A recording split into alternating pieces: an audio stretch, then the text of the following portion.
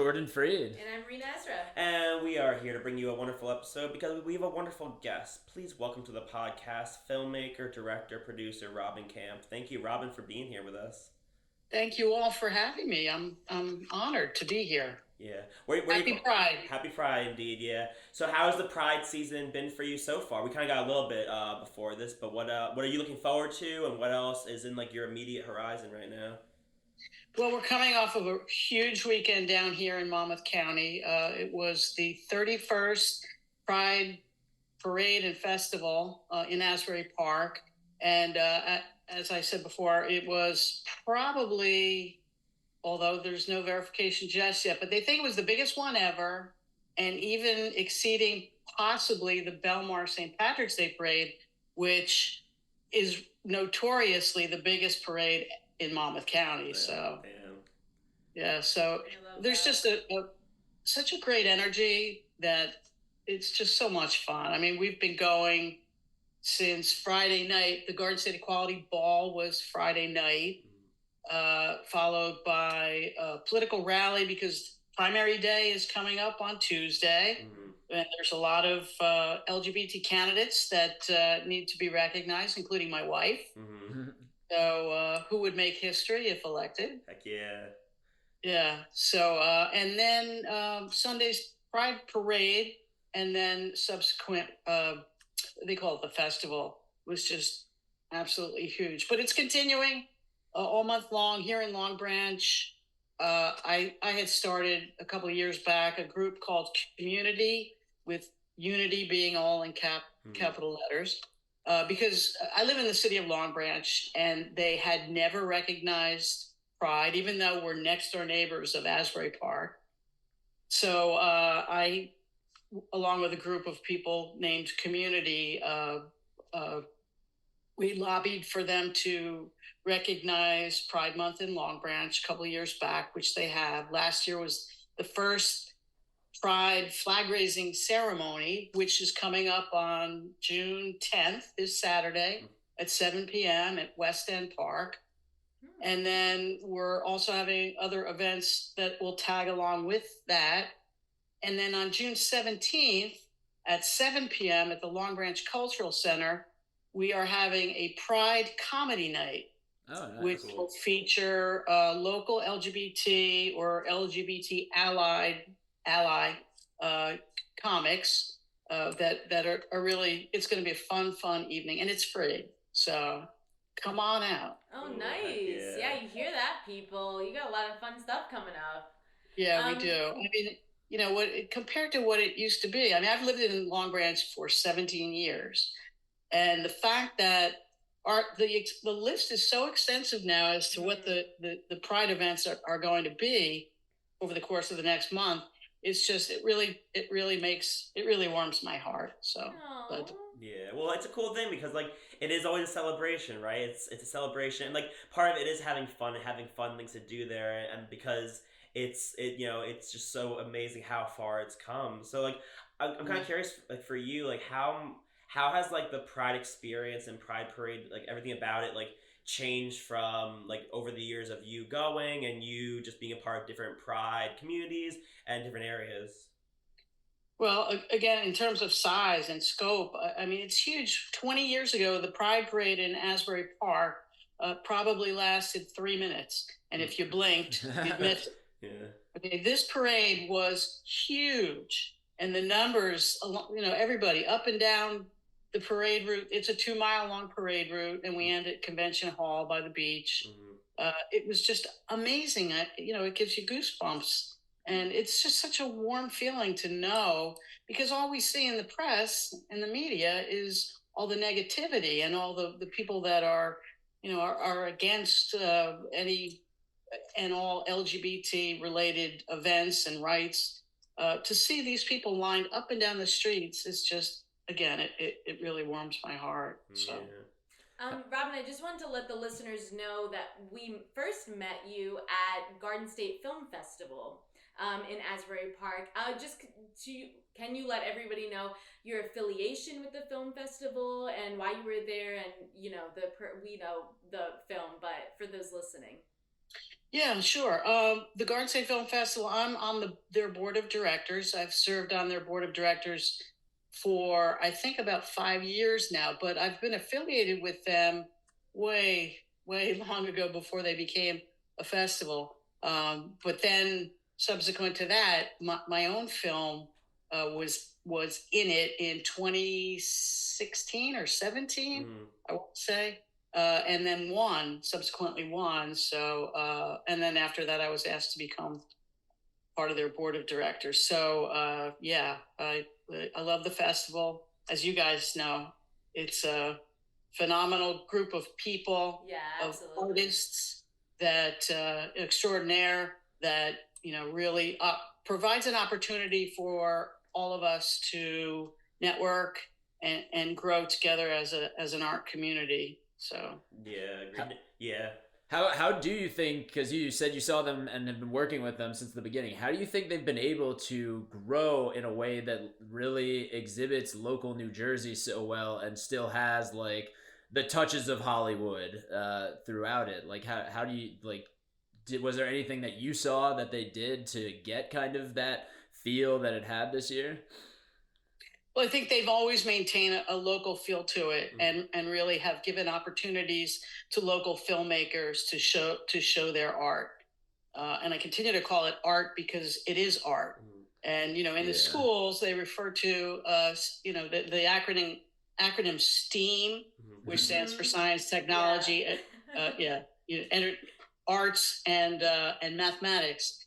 And people don't think enough that filmmaking is art. So any chance I get to be on a platform, I'll always bring that into the conversation. So that answer your question? I'm not sure if that answered your question, but locally, and then they bring in people that, New Jersey has such a connection to celebrities and famous people and famous filmmakers.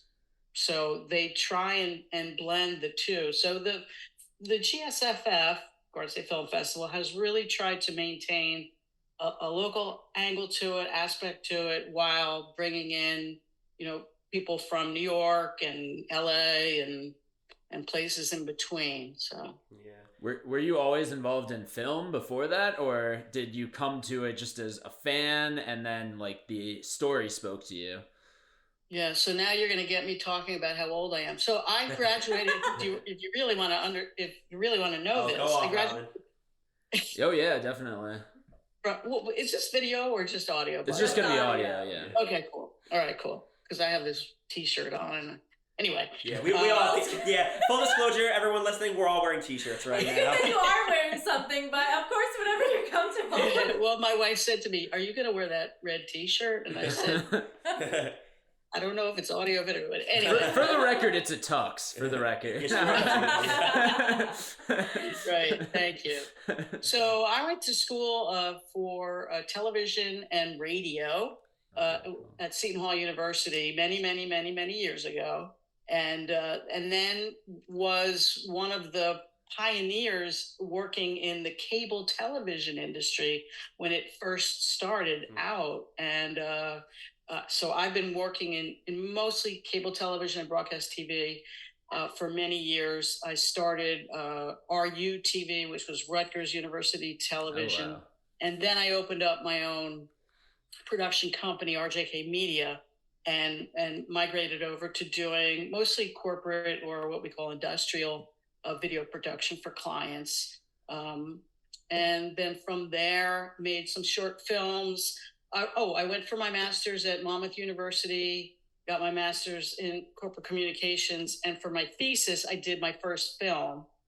And it was a film about, it was a documentary about how, and it was for Monmouth Medical Center, which is now part of RWJ Medical. It's a big, huge conglomerate now. But back in those times when I was in grad school, I did a film called Silence is Not Golden, which was a film about how you talk to kids who are diagnosed with cancer. So that was my first film. And then from there, I made Love Wins, and now I'm working on my third film. And I also have a full-time job because, as many of us know, you can't make a living sometimes just being filmmakers. So we have to have full-time jobs. And I'm proud to say I work for the New Jersey School Boards Association in Trenton, and I do all of their film and video content. And what is that? What is the association? The association is made up every Board of Education member in the state of New Jersey. So in your local town, whoever's on your Board of Ed is part of our association. And when someone gets elected to the board, many people don't even know what to do as a board member. So we do a lot of training and promotional videos for the association. That's what I do full time, and I'm part-time filmmaker. Would I like to switch the two? Absolutely, but it's you guys know. Oh yeah, yeah. Going back to Love Wins though, how did you find the subjects, Emily and Jan? How did you find them, and how did you hear about their story, and how did that all kind of come into your world? Okay, so my wife, Luann, was one of the founding members of a group called Garden State Equality, which is the premier advocacy group for LGBT people in the state of New Jersey. Think of it as the HRC, Human Rights Campaign, which is a national organization. Well, Garden State Equality is the organization that's based here in New Jersey. So she's one of the founding members, and I could go on for the whole time that I'm on here telling you her accolades, and I'm proud to do that. She is co-author of the New Jersey Anti-Bullying Bill. So she's got quite an extensive resume. And through her association with Garden State Equality, when back in 20, I'm going to get my dates wrong, I know it, but I think it was 2013 when we were marching on Trenton to try and get marriage equality. Because remember, you don't remember, but we first had a domestic partnership, right? Then it went to civil unions. And then when it went to marriage equality, the governor vetoed it, right? So, and it wasn't until the federal Supreme Court decision was made that we all got marriage equality.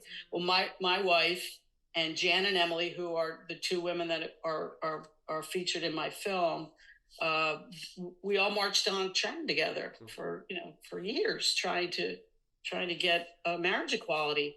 And Jan and Em were at the time, they were in their 80s. They're now, Emily passed away, sadly. Jan is now 87.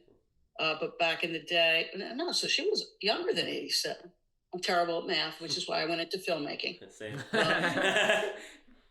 So let's skip the math part. But in any event, I met Jan and Em through Luann's work in advocacy with Garden State Equality.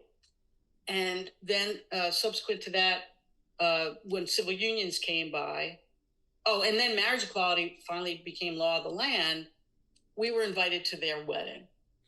And, and I tell this story quite a bit, so I'm not, afraid that they're going to hear, Jan's going to hear this, but I didn't want to go. I didn't want to go to the wedding because I hate weddings and, just too much stuff. But I went anyway. And the minute I saw two 80-year-old women walking down the aisle in front of their family and friends, I said, I got to do a film on this. And I had just come off of producing and writing and editing the film that I had done for Monmouth Medical and Robert Wood Johnson. And so I went up to them at the wedding, at the reception. I was bawling. I went up to them at the reception and I said, I would love to tell your story. I'm a filmmaker. I just finished one film. I'm looking for another topic for another film. Would you be willing? And they said, and if I can quote them directly, we're not, this is PG or R-rated. It could be anything, yeah. all letters. Yeah. All right. Well, they All said, explicit, actually, yeah. Jan said to me, what the fuck do you want to do with two 80-year-old lesbians? I said, you are the ones that I want to tell our story, because that's their story is my story as well. So I'm a little younger than they are, but I thought that they would be a great representative of the story to tell.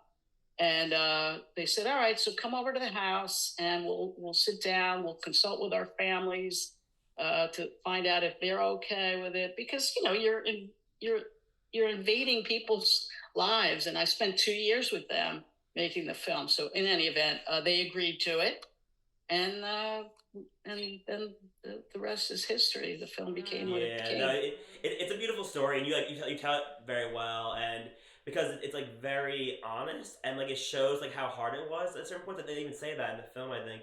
And like I think it makes it even more beautiful, because it's like, wow, in order to get this thing, in order to get this love, you go through all the hardships of it, and then like especially for them too, for like and like just a lot of different ways, So like, what was the thing about like the actual like production, like while you were making it, that surprised you about their story, or just about the experience of making it? Well, the story that I wanted to tell, as I said before, is I wanted it to represent my story, as well as many of us other women that grew up and came out. I hate that term, during a time when doing so was considered taboo. I mean, we all lived in that closet, the proverbial closet. We didn't. So I thought that they would serve as a great representation of all of us. And they had such character and personality that I just thought they were like right out of central casting as far as I was concerned. Mm-hmm. So, so that's, did I answer your question? Yes, you did. Yeah. Okay. I'm just curious if you could take me back. How was it growing up? Where you grew up, how was it with your, you don't have to divulge anything you don't want to, but things with school, things with like, just how was your personal experience? Okay, well, first of all, I would love any opportunity to divulge everything about that period in time, because I think there are people that I had friendships with along the way that never really realized what my struggle was, our struggle was. I mean, Luann and I have been together. Next week, we're going to be celebrating 40 years together. Oh my God! Wow. I know. Amazing. And 2 days ago, we celebrated our 9th wedding anniversary. Cool. So, that growing up. So from the time that I was in college, Luann and I, here's the kicker. Luann and I went to elementary school together. Oh. Wow. Oh my goodness. We've known each other since 3rd grade. We grew up in the same neighborhood. Oh my God. But then when we were both in high school, we had boyfriends, and we did that whole thing. And then after, dated guys in college. And then when we re-met at 26 and 27 years of age, we got together. So, but when we got together, at 26, I was at my first job out of college still, but I was completely in the closet. The funny part about it is that the one gay bar in Essex County where I lived was right across the street from the TV station that I worked at. I had the 4 to 12 shift, which was, I worked in master control. In a TV station, they have what's called master control, where you insert the commercials in ESPN and CNN programming. So I would work the 4 to 12 shift, and then at midnight, I'd literally sneak across the street to the gay bar and walk in and hang out. And then, at all the company Christmas parties, I would bring guys, and it was just so ridiculous. That's the story I want people to know. And Jan and Emily, they tell that story. They tell that story in the film. I mean, they raised a family of 3 kids, and they were in the closet until 1996, when they moved down here to Ocean Grove. And then they started to develop a gay community. So, yeah. Wow. It was different times. Yeah. Different times. And you know what's so interesting with film, and we take the film out. I mean, we've been to all sorts of colleges and universities using it as an educational tool. But when they see up on the screen how secretive we had to be. The kids today, the students today don't even realize that. Yeah. And that's the story that needs to be told. Yeah. So Yeah. that's why I made the film. So Yeah, because history is important, you know. And it's like when you're born to a world and things are already like in a certain way, and they're better in certain ways. That it's like unless you know about what happened before, it's like hard to like truly appreciate what had to get done in order for things to change. Yeah. I mean, you know, students. I keep saying kids. Students would come up to us and say, "What?" Or say to Jan and Emily, you know, what do you mean you couldn't hold hands? Like, hold hands. Luann and my rule. Back when we were together, but we were still in the closet, was that the only time we could hold hands or show or be any kind of like demonstrative to one another, this was our unspoken rule, was if we were in a hospital visiting a sick person or at a funeral.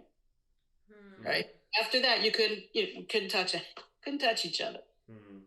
How crazy was that? Yeah. Wow. So now you're becoming part of the representation in media, like with that film, and like you're dating you're married to somebody who is trying to be representation in politics.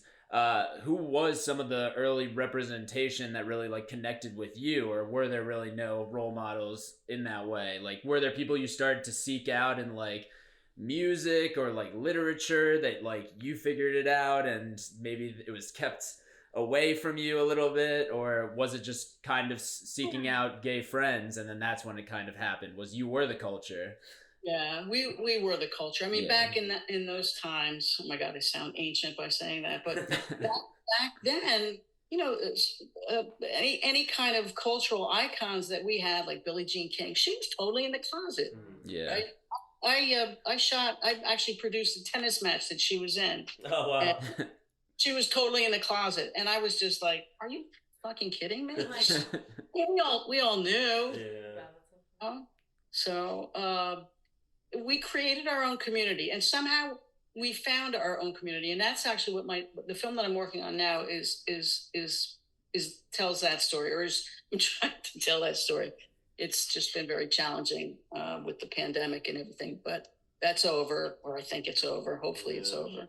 But yeah, we created our own communities, and somehow we found each other, and we found each other through gay bars and softball leagues. You know, the typical lesbian story. I mean, it's interesting that you had to do it in person, and there's no like, now people can put it on their social media as what their pronouns are. People can put it, like, I feel like it is a little bit more obvious, or they're more comfortable with not necessarily labeling, but just comfortable with telling you, this is who I am. You can't tell me otherwise. And now people are seeking out, there's so many different Facebook groups, or there's so many different, like, so many different sectors in New York City where you can go and find a collective. But of course, in your time, it's kind of just like, you know, if it, you know, an accidental surprise, or Yeah, I mean, you know, in college, I kind of got a sense, like I would see somebody that I maybe thought was gay and, you know, kind of gravitated to them. But surprisingly, and, you know, I'm not ashamed to say it, there was a huge gay community at Seton Hall University. Huge. Oh, yeah, that doesn't surprise me. I mean, they're probably flipping out that, you know, somebody's saying that, but it was true. Really? You know, but it was, and, you know, faculty members too. Yeah. Yeah. And, you know, we all kind of found one another. You all used your gay spidey senses. Each other. Exactly. Yeah. But, yeah. Just going back to your first film that you touched on, the Silence Is Not Golden film. Do you feel like you've always been comfortable like navigating emotional situations with people in your life? Because like that's a very tough situation, and like with the two films that you've done, those are very like could be emotionally charged topics. Like, have you always been somebody people could confide in, or is that something you had to work to? Was like getting comfortable with these very vulnerable situations? Yeah, I actually, that's a great question. I actually think that I somehow had this innate ability to talk to people, and you know, my mom and dad always told me I asked way too many questions. even when I was a little kid. So that was just something that came naturally to me. And, if I had to rate whatever talents I may have, I think that's probably curiosity, one of the better ones. Yeah. Because I mean, it's heartfelt curiosity, it's not fake. Like, I really want to know your story.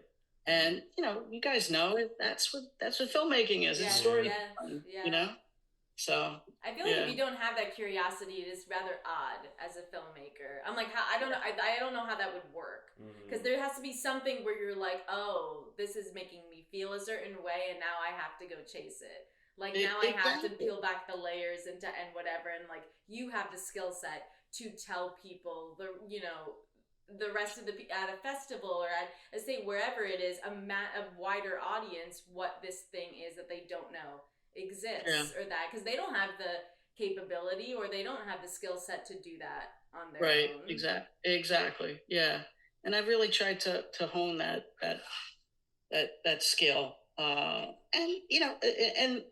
one of the best qualities that you, as somebody who is curious and interviewing and putting together documentaries and telling stories, the best quality that you can have is listening. Yeah.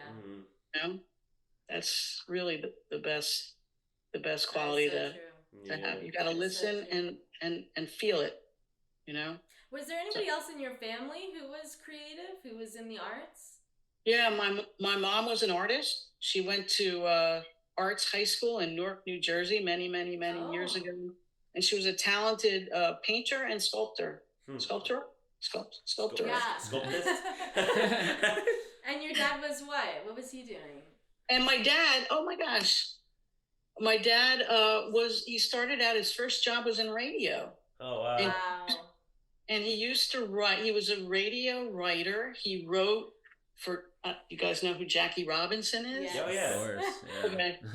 Jackie Robinson back in the 50s had a radio show, New York radio. And my dad was one of the writers on his show. Wow, that's awesome. That is so cool. Yeah.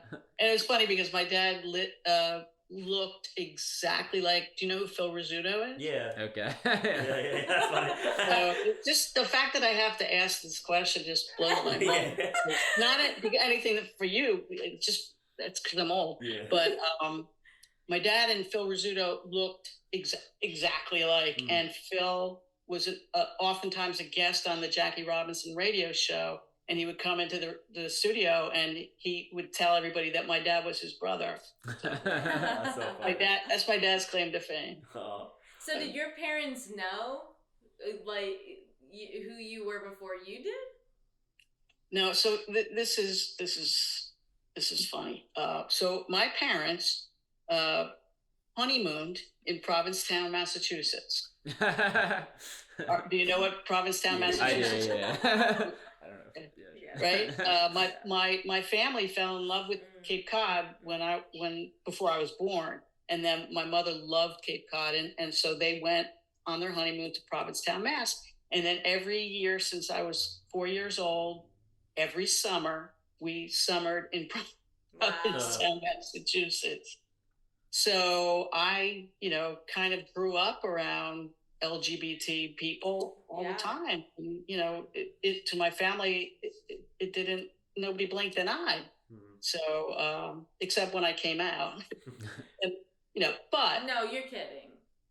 Well, it was not for anything, but they thought that life would be very hard for me. And they were concerned about that. Sure. It wasn't that, no, that's taboo. You can't do it. Nothing like that. It was more out of concern for, how hard life would be. Because again, back in those days, it was tough. Yeah. So. Yeah.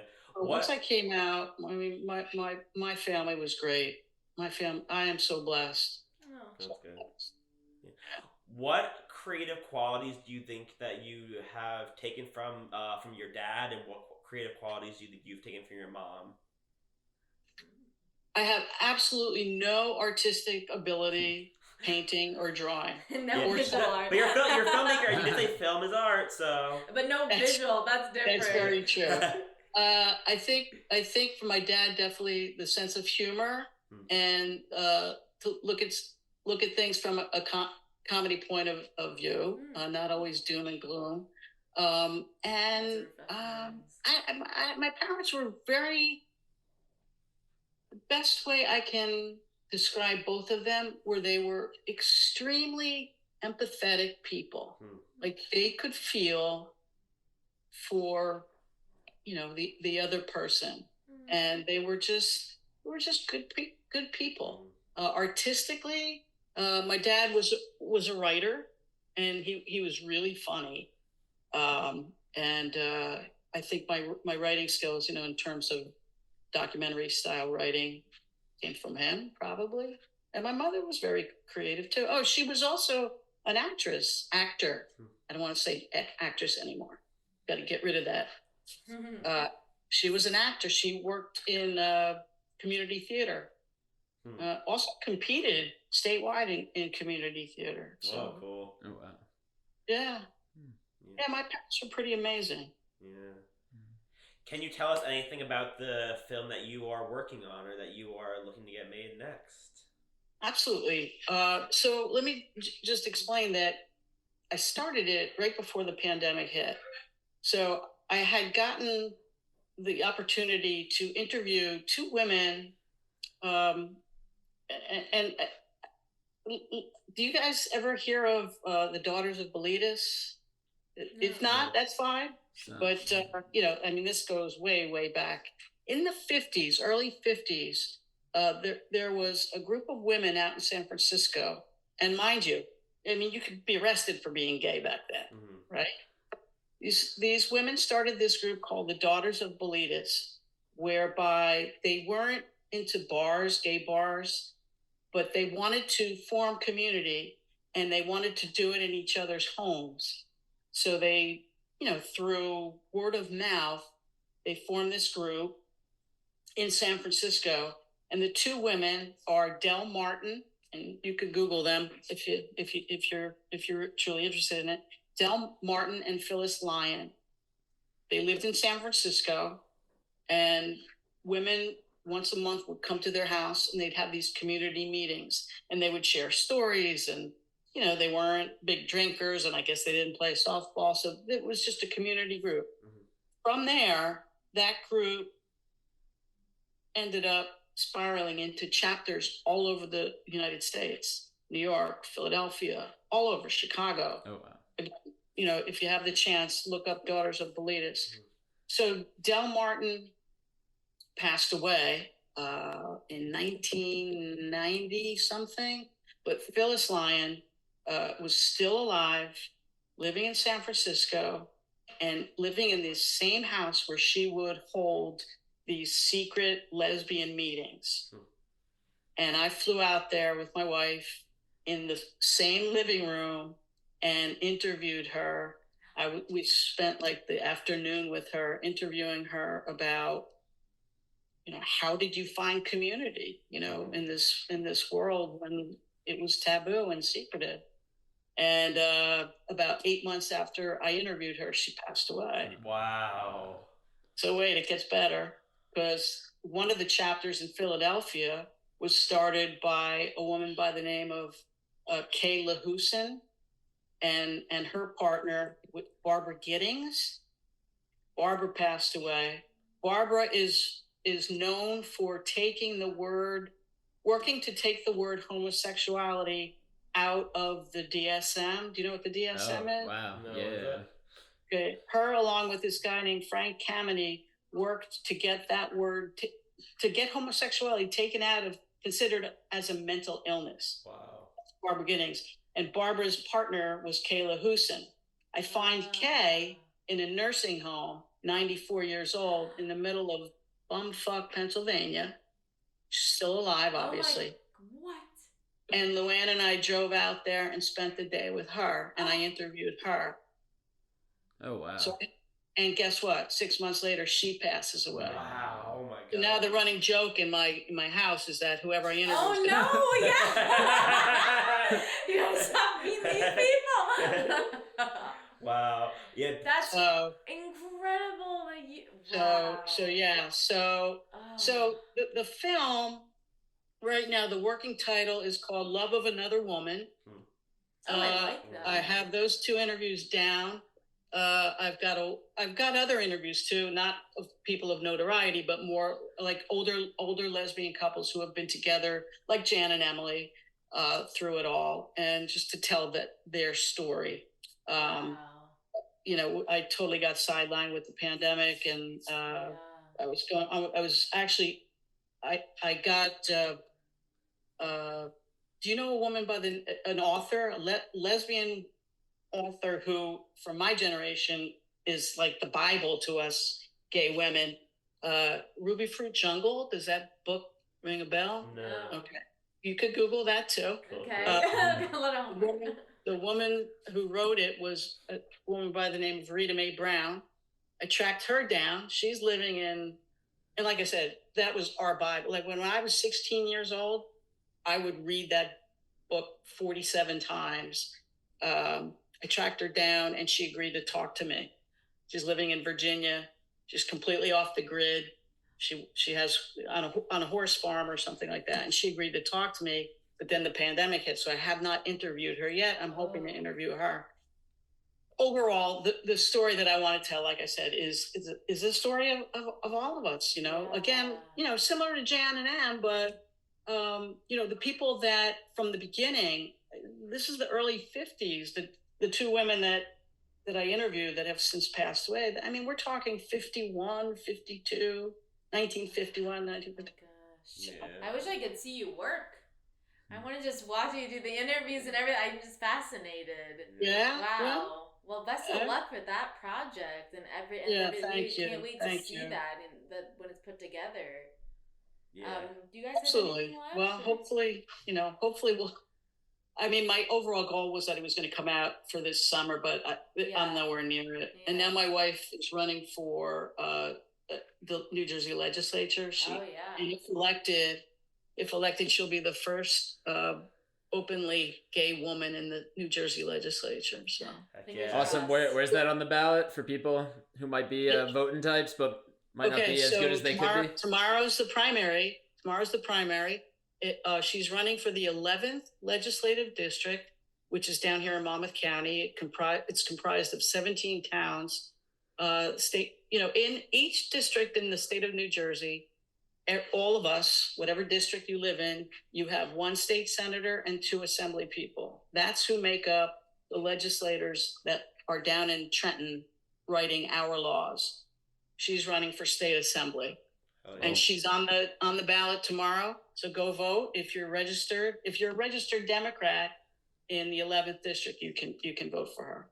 Cool. All right. Well, thanks, Robin. Thank you for being on the pod. All right. And thank you, everyone, for listening to Sessions with Mary Jane. You can follow Robin Kampf at love_wins_the_documentary. She is _awesome.